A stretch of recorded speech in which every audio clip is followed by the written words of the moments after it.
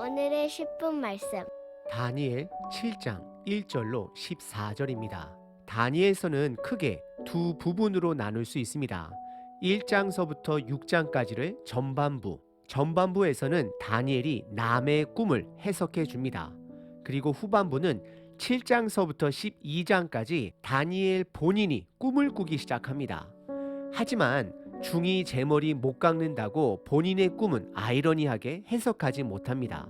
오늘 본문 7장서부터는 다니엘이 꾼 꿈, 하나님의 계시를 살펴봅니다. 우선 다니엘서의 큰 그림을 살펴보겠습니다. 다니엘서 1장서부터 6장까지는 세 가지 키워드가 있습니다. 첫 번째는 순례자의 삶입니다. 왕의 음식을 거부했던 다니엘과 친구들, 풀무불 사건, 사자굴 사건들이 있었습니다. 그리고 두 번째는 하나님의 주권입니다. 2장에 등장한 한 신상, 그리고 그 신상은 하늘에서 내려온 돌로 인해 파괴가 됩니다. 그리고 7장부터 등장할 네 동물 또한 하나님의 주권 아래 심판을 받습니다. 두 번째 키워드는 하나님의 주권입니다. 세 번째 키워드는 세상의 교만 또는 타락입니다. 느부갓네살 왕 그리고 벨사살 왕 둘 다 하나님 앞에 교만했습니다. 그래서 하나님은 두 왕 모두를 낮추셨습니다. 그럼 세 가지 키워드를 다시 한번 정리해 보면 첫 번째 순례자, 두 번째 하나님의 주권, 마지막 세 번째 세상의 교만입니다. 저와 여러분들은 교만한 세상 속에 살아가고 있습니다. 하지만 순례자로 살아야 합니다. 왜냐하면 우리는 이 땅에서 살지만 이 땅에 속하지 않은, 즉 하나님의 주권을 신뢰하며 살아가기 때문입니다. 궁극적으로 다니엘서는 마지막 심판의 날이 있을 것을 말하고 있습니다. 이것을 묵시라 말합니다. 다니엘서를 묵시록으로 구분합니다. 묵시록은 하나님께서 아직 일어나지 않은 미래의 일을 드러낸 사건을 말합니다. 최근 들어 종말은 종교 단체들만의 이야기가 아닙니다. 이제는 과학자들도, 역사학자들도, 환경학자들도 다 함께 이야기하는 유명한 주제가 되었습니다. 그리고 최근 영화들을 보더라도 재난 및 종말에 관련된 영화들이 많이 나오고 있음 또한 확인할 수 있습니다. 그만큼 사람들 또한 여러 가지 이유로 이 땅의 마지막을 이야기합니다. 하지만 저와 여러분들은 성경을 통해 이 땅의 마지막을 봐야 합니다. 그래서 다니엘서 그리고 또는 요한계시록과 같은 무시록을 다룰 때는 두 가지 태도를 반드시 가져야 합니다. 첫 번째는 겸손함입니다. 겸손함을 가지고 살펴보고 해석해야 합니다. 내가 틀릴 수 있다라는 마음으로, 그리고 다른 목회자들이나 학자들의 말이 맞을 수 있다라는 생각을 가지고 해석해야 합니다. 그리고 두 번째 태도는 복잡하고 모호한 것보다는 명확한 것에 집중해야 합니다. 다시 한번 정리합니다. 첫 번째 자세는 겸손, 두 번째 자세는 모호한 것보다는 명확한 것에 집중합니다. 그럼 묵시록에 대한 저의 정의를 나눕니다. 묵시록은 하나님의 나라와 세상 나라의 충돌을 배경으로 하고 있습니다. 그런 시대 속에 살아가는 믿음의 사람들이 어떻게 대처하며 살아가야 할지를 말하는 책입니다. 그리고 하나님은 신비한 이미지를 통해 믿음의 사람들을 권면하고 있습니다. 그래서 우리는 이 땅에서 순례자로서 스스로 높아지려는 교만한 세상 속에 하나님의 주권을 신뢰하며 소망을 갖고 살아가야 합니다. 우리의 목적은 이 땅이 아닙니다. 하나님의 나라입니다. 다시 한번 나눕니다. 묵시록은 하나님의 나라와 세상 나라의 충돌을 배경으로 하고 있습니다.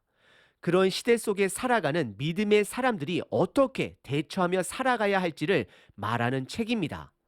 그리고 하나님은 신비한 이미지를 통해 믿음의 사람들을 권면하고 있습니다. 그래서 우리는 이 땅에서 순례자로서 스스로 높아지려는 교만한 세상 속에 하나님의 주권을 신뢰하며 소망을 품고 갖고 살아가야 합니다. 우리의 목적지는 이 땅이 아닙니다. 하나님의 나라입니다. 결국 묵시록은 우리들에게 소망을 선포합니다. 성경은 세상의 사고방식에 동화되는 것을 끝까지 거부하라 말씀하십니다. 반대로 주님의 주권을 끝까지 신뢰하며 흔들리지 않는 소망을 붙들라 권고하고 있습니다. 그럼 본문으로 들어가 보겠습니다. 7장에서는 4마리의 짐승들이 나옵니다. 그리고 다니엘서를 참고한 요한계시록은 4개의 동물이 그 짐승이 하나의 짐승으로 합쳐진 형상으로 등장합니다. 결국 4개의 짐승은 이 세상을 상징합니다. 우선 7장은 2장에 등장한 신상과 연결이 됩니다. 그 신상은 머리부터 발끝까지 금, 은, 놋, 그리고 흙과 새로 구분된 상징된 4나라를 말하는 것입니다. 그리고 7장은 그 4나라가 4개의 짐승으로 하나님은 세상 나라를 표현하고 계십니다. 2장의 신상은 우상의 나라임을 말하는 것이고 7장의 짐승들은 하나님의 형상을 잃어버린 세상 나라들을 말하는 것입니다. 생물학적으로 접근하면 사람은 동물입니다. 하지만 성경은 사람과 동물을 구분하고 있습니다. 무엇이 다른 것일까요? 바로 창세기에 하나님의 형상으로 지음받은 자들이 사람입니다. 하지만 그 사람이 하나님의 형상을 죄로 인하여 잃어버렸을 때에 짐승이 되는 것입니다. 짐승이 된 우리들이 예수님을 통해 다시 하나님의 형상을 회복할 수 있게 되는 것입니다. 그래서 예수님을 통한 재창조가 이루어지는 것입니다. 1절에 다니엘은 바벨론 벨사살이 다스리던 첫 해에 꿈을 꾸게 됩니다. 그리고 그는 꿈으로 받은 환상을 글로 적기 시작합니다. 2절에 보시면 그 꿈의 배경은 바다입니다.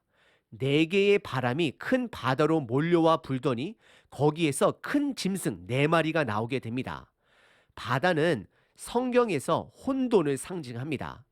창세기 1장 2절에 태초 상태를 물 위의 공허함으로 표현하고 있습니다. 그리고 예수님께서 물 위로 걸으시며 제자들을 찾아가실 때에 제자들은 예수님을 귀신으로 오인합니다. 군대 귀신이 돼지떼에게 들어가 그들은 물속에 다 수장됩니다. 성경에서 물은 또는 바다는 혼돈이고 흑암을 상징합니다. 그런 곳에서 4짐승이 나옵니다. 이들은 하나님의 형상을 상실한 세상을 말하는 것입니다. 그리고 그 짐승들은 합성 그리고 기형적인 동물의 형태의 모습을 보여줍니다. 첫 번째 짐승은 사자와 독수리의 합성입니다. 참고로 새는 부정한 동물입니다. 그리고 다니엘이 그 첫 번째 짐승을 보고 있는 사이에 그 짐승이 사람의 형태로 변합니다.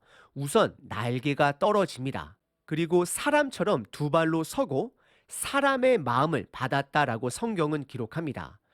2장의 신상의 머리 부분은 성경에서 바벨론을 뜻함을 분명히 밝혔습니다. 그래서 첫 번째 짐승은 바벨론을 말하고 있는 것으로 여겨집니다. 그리고 실질적으로 바벨론을 포함한 역사 속의 많은 나라들이 동물의 왕, 사자와 독수리를 합성시켜 그들의 로고로 사용하기도 합니다. 그럼 갑자기 그 짐승이 날개가 떨어져 나가고 2발로 서고 사람의 마음을 받은 것은 어떻게 해석해야 할까요? 제 생각은 2장에 등장한 신상의 꿈을 꾼 느부갓네살 왕과 관련이 있습니다. 하나님은 느부갓네살 왕을 낮추셨습니다. 그가 7년 동안 짐승처럼 지내다가 다시 하나님의 은혜로 회복되었을 때에 재인간화가 된 것입니다. 지금 그것을 말하는 것이 아닌가 생각하게 됩니다. 그리고 2번째 짐승은 5절에 허리가 올라온 꼽추 형태의 곰이됨을 말하고 있습니다. 특징은 입에 갈비뼈를 물고 있고 더 많은 것을 삼키려 함을 드러냅니다. 그리고 3번째 짐승은 6절에 표범과 새를 합성한 짐승입니다. 표범은 속도를 겸비했습니다. 그래서 날개까지 있고 모든 방향을 볼 수 있는 4개의 머리는 그에게 아무도 도망칠 수 없음을 상징하는 것처럼 보여집니다. 그리고 그에게는 권세, 즉 힘이 있음을 말씀하고 있습니다. 그리고 4번째 짐승은 기존의 3명의 짐승과는 확연히 다름을 드러냅니다. 우두머리처럼 보여집니다. 다니엘은 모양을 자세히 묘사하지 아니하고 그가 받은 감정으로 그 짐승을 표현하고 있습니다. 우선 4번째 짐승을 본 다니엘은 무서워합니다. 그리고 놀랍니다. 그리고 매우 강하게 생겼음을 묘사합니다. 특이한 것은 쇠로 된 이가 있어 먹고 부수고 10개의 뿔이 달렸는데 갑자기 또 다른 작은 뿔 하나가 자라나기 시작하더니 자라나면서 다른 뿔 3개를 뽑게 됩니다. 그리고 나중에 자라난 그 작은 뿔에는 사람의 눈과 입이 있어 큰 말을 한다라고 성경은 기록합니다. 뿔은 힘의 상징입니다. 엄청난 힘을 가진 짐승임을 알 수 있습니다. 나라입니다. 그리고 큰 말은 하나님의 진리에 반대되는 혼돈과 같은 말로 보시면 됩니다. 저는 이 부분이 왠지 지금 이 시대의 각종 미디어, 유튜브와 같은 거짓된 뉴스들, 소식들로 넘쳐나는 이 세상을 말하는 것 같습니다. 지금 이 세상은 사람들이 올리는 소셜 네트워크 서비스와 같은 곳에 진리를 보지 못하게 하는 언어들의 전쟁이라 생각합니다. 다시 한번 내 짐승을 정리해 보면 첫 번째는 사자와 독수리의 합성입니다. 이것은 성경이 분명하게 바벨론을 말하고 있음을 2장 신상에서 확인할 수 있습니다. 아마도 하나님은 남북 이스라엘 전체가 멸망하고 첫 번째 강대국인 바벨론으로 시작하고 나머지 두 번째, 세 번째, 네 번째는 의도적으로 명확하게 드러내지 않음을 확인할 수 있습니다. 그리고 두 번째 짐승은 꼽추등을 가진 곰이 되고 세 번째 짐승은 4개의 머리와 날개가 달린 표범입니다. 그리고 마지막 네 번째 짐승은 뿔이 많이 달린 어마무시한 짐승입니다. 대부분의 학자들이 바벨론 이후의 이 나라들을 메데, 페르시아, 그리스 또는 로마로 구분하기도 합니다. 하지만 사실 두 번째, 세 번째, 네 번째 짐승들을 어느 나라에 대입하더라도 다 대입할 수 있는 모함을 가지고 있습니다. 이 부분은 성경이 의도적으로 모호하게 드러내고 있습니다. 7장부터 시작된 미래의 계시에서 우리들이 집중해야 하는 것은 이 4마리의 짐승이 아닙니다. 오늘 본문 9절부터 등장하는 하나님의 승리에 집중해야 합니다. 결국 세상 나라는 사라질 것입니다. 하지만 하나님의 나라는 영원히 서 있을 것입니다. 9절에 하나님의 보좌에 앉아 계신 환상을 다니엘에게 보여주십니다. 흰 옷을 입고 있는 보좌는 불로 타오르고 있습니다. 이것은 심판을 상징합니다. 그리고 주변에 수많은 사람들이 그 보좌를 에워싸고 있습니다. 그때 11절에 다니엘이 네 번째 짐승의 입 달린 뿔에서 나오는 큰 목소리에 집중할 때에 네 번째 짐승은 하나님으로부터 죽임을 당하고 그 몸은 타오르는 불에 떨어져 심판을 받게 됩니다. 그리고 나머지 세 짐승들 또한 잠시 생명은 연장되지만 사형 선고 날짜를 기다리게 됨을 성경은 드러냅니다. 그리고 13절에 다니엘은 또 다른 환상을 보게 됩니다. 그것은 바로 예수님입니다. 성경은 인자다라고 표현합니다. 그 인자가 하나님 아버지 보좌 앞에 나아감을 드러냅니다. 13절과 14절입니다. 내가 또 밤 환상 중에 보니 인자 같은 이가 하늘 구름을 타고 와서 옛적부터 항상 계신 이에게 나아가 그 앞으로 인도되매 그에게 권세와 영광과 나라를 주고 모든 백성과 나라들과 다른 언어를 말하는 모든 자들이 그를 섬기게 하였으니 그의 권세는 소멸되지 아니하는 영원한 권세요 그의 나라는 멸망하지 아니할 것이다 라고 말씀하고 있습니다. 그렇습니다. 우리들이 집중해야 하는 것은 4마리의 짐승이 아니라 예수님의 승리입니다. 왜냐하면 예수님만이 영원한 권세자요 그분의 나라만이 영원할 것이기 때문입니다. 오늘 본문은 다니엘이 본인이 꾼 꿈을 기록한 내용입니다. 4 짐승들이 등장합니다. 우리는 성경이 첫 번째 짐승은 바벨론을 말하고 있음을 확인합니다. 하지만 두 번째, 세 번째, 네 번째 짐승들을 특정 나라로 확정하기에는 우리들의 지혜가 부족합니다. 성경은 의도적으로 모호하게 드러내고 있습니다. 하지만 성경이 명확하게 드러내는 것은 마지막 날 하나님 아버지와 예수님의 승리가 되는 것입니다. 그래서 우리는 비록 현재 4마리의 짐승과 같은 어둠의 나라로 인해 고난을 받을지라도 마지막 날에 승리할 하나님의 말씀의 소망을 붙들고 견딜 수 있는 것입니다. 여러분들은 하나님의 형상을 상실한 짐승의 나라의 시민으로 살고 계신가요? 아니면 예수님의 나라의 시민이신가요? 하나님의 주권을 찬양합니다.